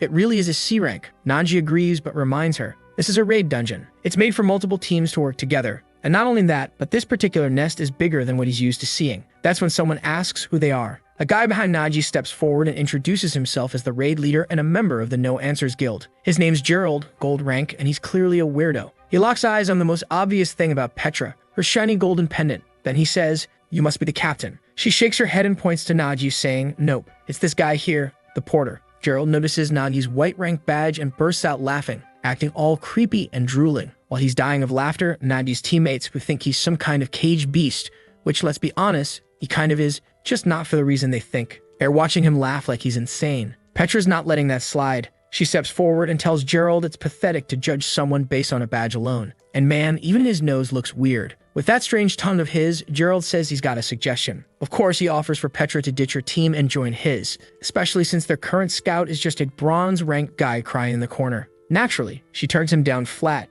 says Naji is more than qualified. Gerald laughs it off, saying he'll just have to show them how a porter is really supposed to be treated. Then he calls out to his teammate, telling the kid to hurry up and get over there. The poor kid comes driving himself over, carrying this load that's like 5 times bigger than he is. Stops, bows his head, and apologizes to Mr. Gerald. Petra immediately points out that the boy's clearly at his limit, but Gerald just shrugs and says that's exactly how it should be, keeps them quiet. Then he turns to the others and says that's how you handle a porter, tells the little girl to take notes. Petra sighs, already expecting they wouldn't respect Naji, but she didn't think it'd be like this. Naji says it's fine, while noticing that all the other porters are totally overloaded. He'd forgotten what this world was like after spending time around decent people. Petra has no idea, but most folks don't even consider his class as part of the adventuring world. Suddenly, someone else chimes in saying that sure, he's a bit eccentric, but that doesn't matter. And here she comes right on cue, another flashy, over-the-top type. These guys are basically drooling over Miss Johanna. She smiles and says not to worry, things will be easy now that she's here. Yeah, she's feeling herself a bit too much.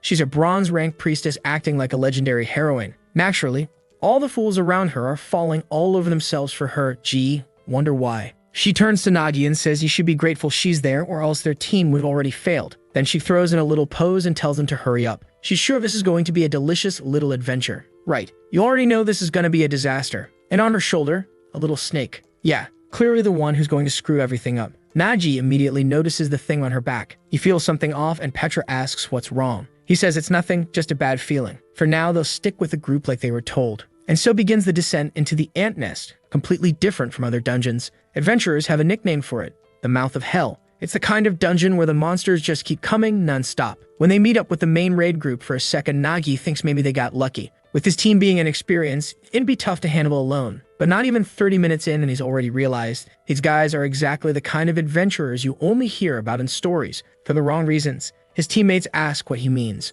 But come on, it's obvious. These are the reckless ones who ruin every dungeon they go into. Doesn't matter what kind of dungeon, monster, or trap, they just charge forward and swing at everything. No tactics, no coordination, just brute force. And of course that ends up wrecking the entire formation. Then there's the second type, the stubborn mule. No matter how many hints or warnings you give, they keep making the same dumb mistakes. One of the big guys, cheeks puffed out, snaps that they're the main group and tells everyone else to quit acting like they're in charge. But obviously they keep heading the wrong way and wondering why it all feels like a maze. And finally, the last type, the flirts. The one's more interested in romance than surviving. Johanna's right there flirting with the clown who's acting all smug. Worst kind of party members, the ones who think they're in some fantasy dating sim instead of a death trap full of monsters. Nagi realizes it. This entire group has every ingredient for failure. One thing about ant dungeons is that they tend to respawn regularly. When adventurers come in and wipe everything out, the ants just repopulate. So clearing it is more about cleanup than extermination. And maybe that's why this group is focused on speed,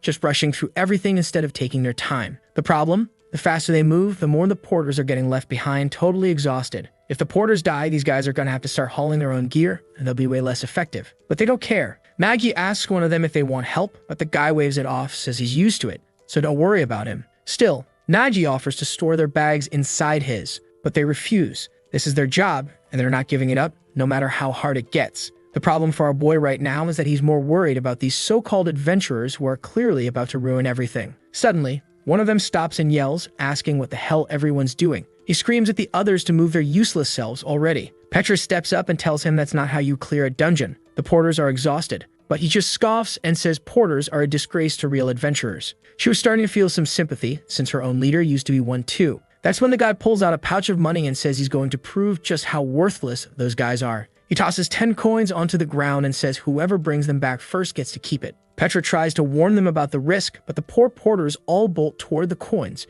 shouting that it's worth more than a day's pay. The moment one of the kids touches a gold coin, though, a swarm of ants starts rushing in from every direction. The kid turns around terrified, but at least Gerald actually steps in, sword drawn, and slashes through all of them. He saved the kid, sort of. At least the boy didn't die. Nagi admits the guy's got a trash personality, but skills. Yeah, he has them. Still, that doesn't mean he's okay with using a poor porter as bait. Even though Gerald wiped out the enemies, the kid hurt his foot. Porters usually don't wear armor, since their whole job is carrying supplies, not fighting. And to make it worse, even though they've got a healer in the party, it's not like she's going to pay attention to someone like him. Maggie speaks up, saying the kid could have died, and asks if this is how they always do things. Gerald snaps at him to stop defending his kind. He says this is how business works. They're getting paid, and he handed out money. He turns to the injured kid and asks if he's mad. The boy says no, he's actually happy. Then Gerald steps right into Nagi's face and tells him to get it through his head. That's how you treat a porter. Just because he's the leader of a party now doesn't mean anything's changed. The mustache guy jumps in and says the mood's getting kind of gloomy, so why not use this little argument as a chance to split up and cover the different areas?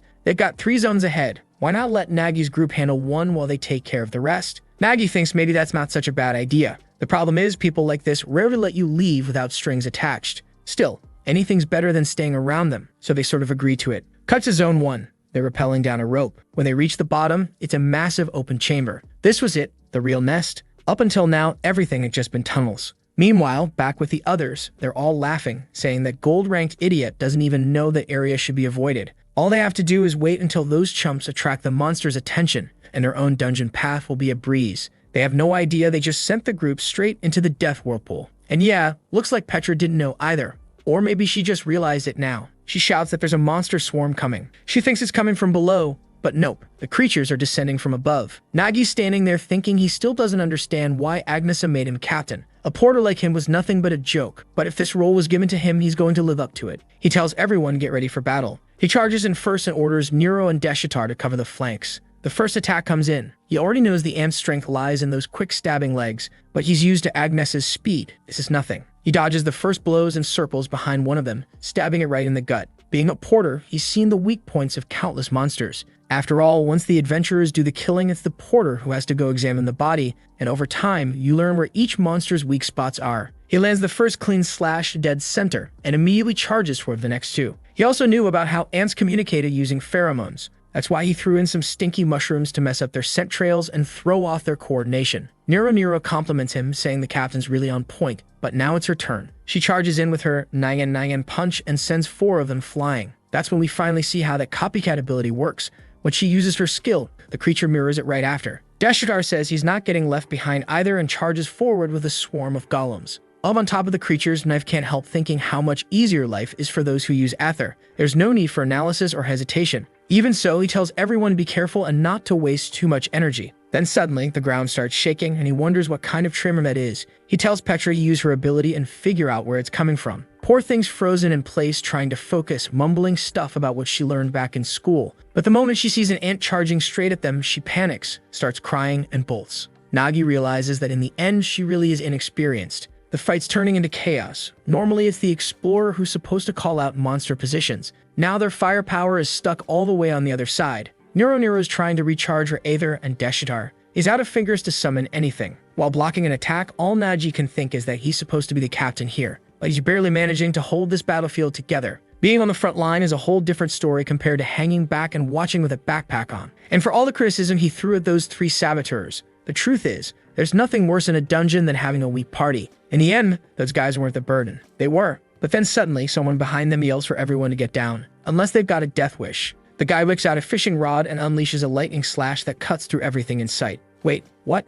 That guy's a white rank swordsman? Aren't white ranks supposed to be weak? Apparently, he's one of the people Agnesa mentioned. Oh yeah, that's what she said, right? That someone would show up to help. Next chapter opens at the Twilight base. Nines is asking Agnesa if it's true. Did she seriously send the newbie to that guy? She casually confirms it. Yep, she sent all of them to be trained by Mr. Poo-Poo. Clearly, this isn't great news because the two immediately call her a demon for doing that. Those poor kids just became adventurers. They'll never survive the perv of the guild. Guys, it's one of your own. Back with Nagi, still confused, asking who this guy even is. He's never heard of anything about this swordsman rank either. Petra immediately asks Nagi if he saw what the guy just did. He took out all those creatures without even using a special ability. Nagi says of course he saw it. He wiped everything out using nothing but a stick. Poo-Poo then asks why they all look so stiff. He's there to help, just like Agnesa asked. That reminds Nagi of their conversation, when she told him she had someone perfect to support him. He'd asked who, and she just said not to worry. He'd know who it was when he saw someone with a certain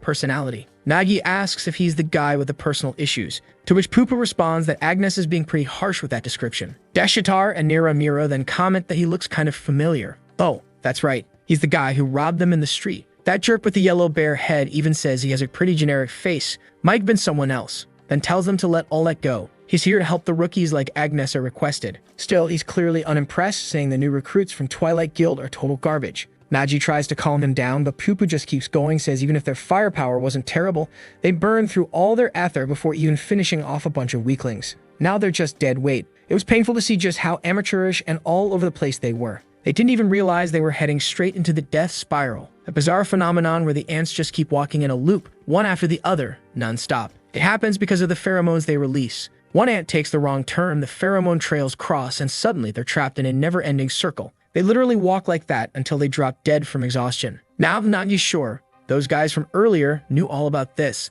That's why they lured their group in that direction. The moment the spiral shifted toward them, those scumbags had a clear path to move at it freely. The team starts saying those guys are pure evil, but Poo-Poo cuts in, saying they've got it backwards. In a dungeon, the worst sin isn't being mean, it's being weak. They were abandoned and left to suffer simply because they didn't have the strength to keep up. And if they had picked a fight with those guys, every single one of them would be dead right now. Nero says there's no way she's losing to those blockheads who can't come up with a single strategy. But Poo-Poo simply replies that this just proves how strong those people actually are. If they're pushing forward with no plan whatsoever and still surviving, that just shows they aren't weak. Besides, the two standing here, they're even worse and just as dumb. Then he adds that Agnesa already told him they had some potential, but that they were way too soft. That's why he was given permission to train and discipline them however he wants. Nero instantly says no thanks. There's no way they're trusting some weirdo they just met, but Poo-Poo says maybe this bit of info will change their minds. He was the one who trained Agnesa when she was still a clueless rookie adventurer. The moment everyone freezes in shock, he changes expressions completely and announces that the lesson is starting.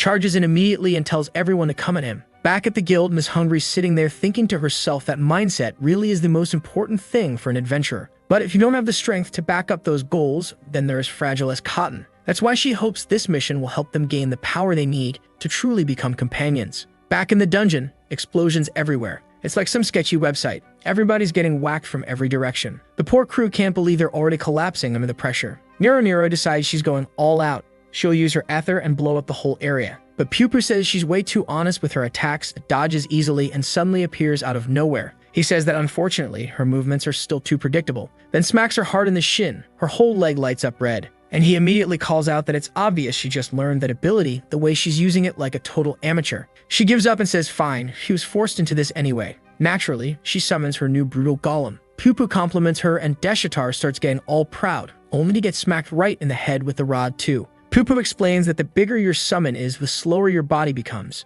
Then he says it's time for the next one, and this time the attack is headed straight at poor Petra, who just started all this, the poor girl. A net of ropes flies out, catching her completely. She's all tangled up now, basically a cocoon. Thankfully, it stops there. I was worried it was going to get weird. Watching all of this, Nagi starts to realize maybe that stuff about Pupu training Agnesa wasn't a lie after all. He knows his turn is coming and he's got to stay sharp, especially since this guy's range is nearly impossible to keep track of. Here comes the first swing. Nanji locks in, focuses everything and refuses to hesitate even for a second. He needs to block the tip of that rod. The strike makes contact with the edge of his blade and he tries to redirect it, but it's too late. He still takes the full brunt of the explosion. And then Pupu grins, saying that he reacted exactly the way Agnesa said he would. If he were a truly talented adventurer, he would have blocked that hit. But unfortunately, someone who relies purely on physical strength is nothing more than a well-trained civilian. He was basically a trash bag, just like that pendant he wears around his neck. Harsh? Yeah, but that was me going easy. What Pupu wants to see is that so-called special sword technique, the one that managed to slice through trash. Nagi says it's too dangerous to use and Pupu laughs, asking if the kid actually thinks he can hurt him with that sword play. He says he can block any attack, so Nagi should just bring it on. Nagi nods, steps into position, and warns that he's not going to apologize afterward. Pupu glances at him sideways, a bit surprised. It's a draw-style stance. Not bad. The positioning is actually decent. Still, he's sure Agnesa's the type to exaggerate everything. That's just who she is. Pupu's already getting bored, wondering how long he's going to have to wait, until the sword starts coming out of the backpack or flaring up. Nagi slowly opens his eyes, realizing the attack is ready. He warns Pupu not to go whining later. Pupu starts to say he needs to stop hyping himself up so much.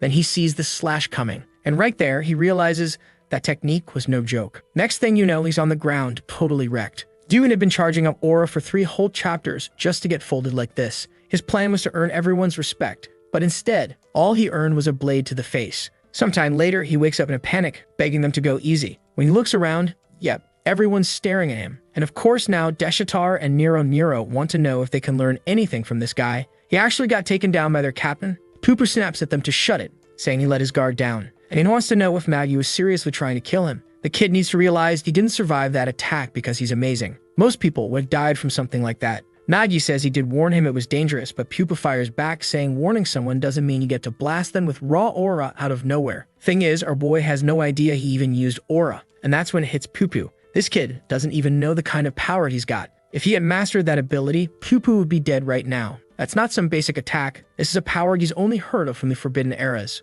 But why would a simple porter be able to manifest something like that? Now it makes sense why Agnesa was keeping an eye on him. Pupu says fine, the kid's impressive for his level. But now it's time for round 2 of training. He's going to show Nagi exactly why he's Agnesa's master. Maggie asks if he's stronger than Agnesa, and Pupu says, well, that's part of it. But the real reason isn't just because he trained her, it's because of his vast knowledge of ether. That same knowledge is what allowed him to instantly read all of their weaknesses. Let's be real, their flaws are practically glowing in neon. He points to Nero and says it's obvious she has zero understanding of her own energy. Her power to boost her physical strength is basic stuff, but what she doesn't realize is that her ether is currently all concentrated in the center of her chest. That flashy blue punch of hers, it's just that, flashy. There's no real force behind it, and from the way her shockwave moved, it's clear she has zero control. Her only saving grace is that this ant nest happens to be the perfect place to train. Her training plan, he's calling it, escape from the infinite ant room. He's going to throw her into a chamber with a single tunnel, and she'll have to charge through it, while dozens of ants come charging straight at her. Then he turns to the wannabe summoner and tells him he's lucky. His ether and his skills happen to sync pretty well.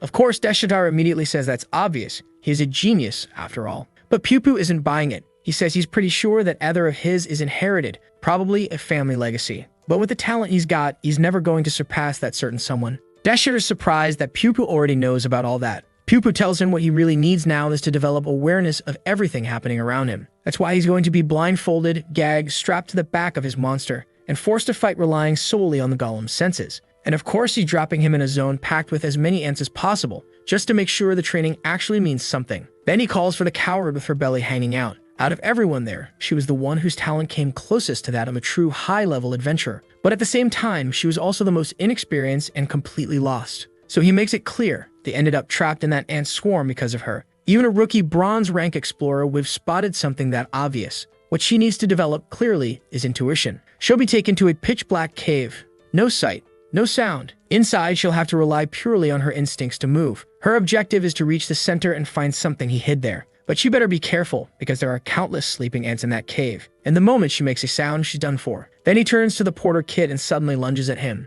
Nagi reacts immediately, draws his sword, and blocks. Pupu tells him straight up, their training's going to be a fight, a real one. As the sparring starts, Pupu points out the boy's first issue. He overanalyzes everything. He's always looking for patterns, habits, trying to break things down. But that doesn't always work, especially in dungeons where what you face is often completely unknown. He has to be ready to deal with stuff that's beyond what his calculations can cover. Pupu knows Nagi developed this fighting style to overcome his lack of physical strength. But now, that style has turned into a ceiling, one that's holding him back. He's already figured out that the boy has an inferiority complex, and that's the very thing keeping him from becoming a real adventurer. Nagi snaps back, saying that makes no sense. Pupu just told him earlier that if he had even a little bit of talent, he would have easily blocked that hit. And since Pupu knows so much about talent and aether, then he should understand how hard it is to live without one. Pupu admits that maybe he doesn't. He used to think the same way. But after studying Aether deeply for years, he learned something important. As Nagi probably already knows, there's something in this world called awakened Aether. And there are 3 ways it can awaken: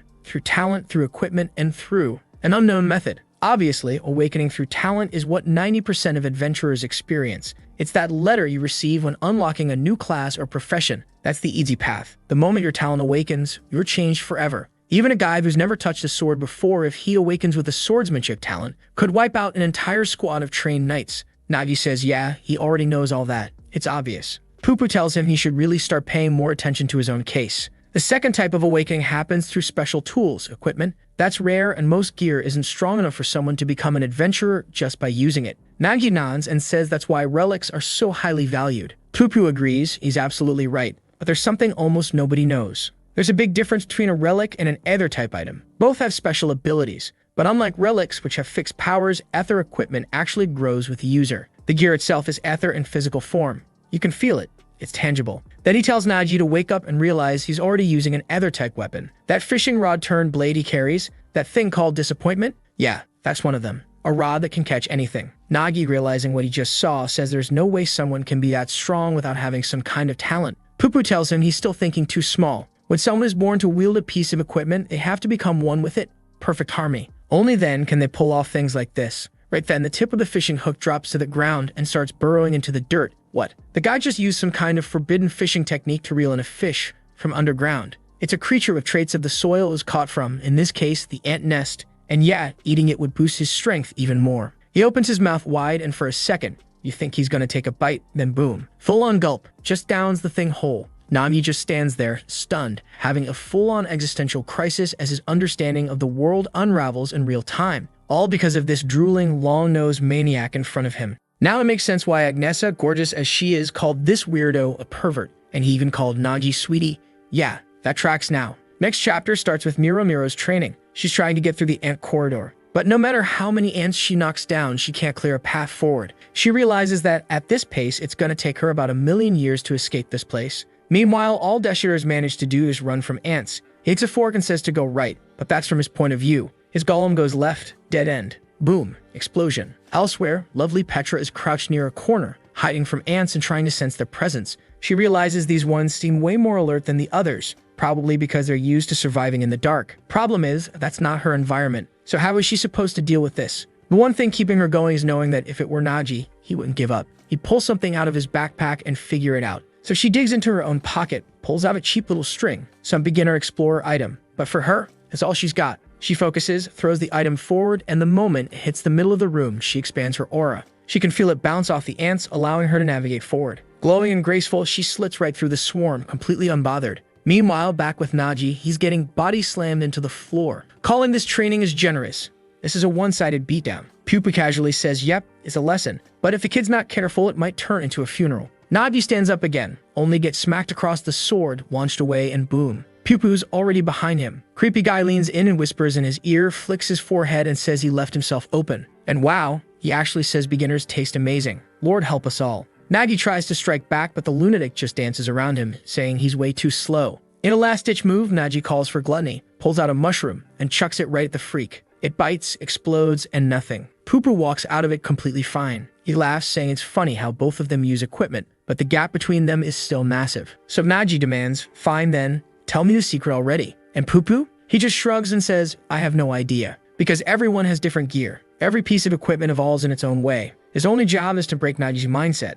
The one where he keeps telling himself he'll never get stronger. Because the truth is, Nagi's convinced himself he doesn't have any talent. But it's okay. Pupu's been there too. He thought the same way for a long time. And that's exactly why he's here. To help Naji break that thinking. He's going to help him figure out what his body is really capable of. After getting wrecked, Naji just lays there, laughing like an idiot. He finally gets it. Pupu was right. He'd been lying to himself this whole time, convincing himself that someone like him could never become a real adventurer. Because he watched so many people, some who started with him, others who started way after, reach the places he wanted to be faster. And all he could do was sit back and watch as everyone pulled further ahead. In the end,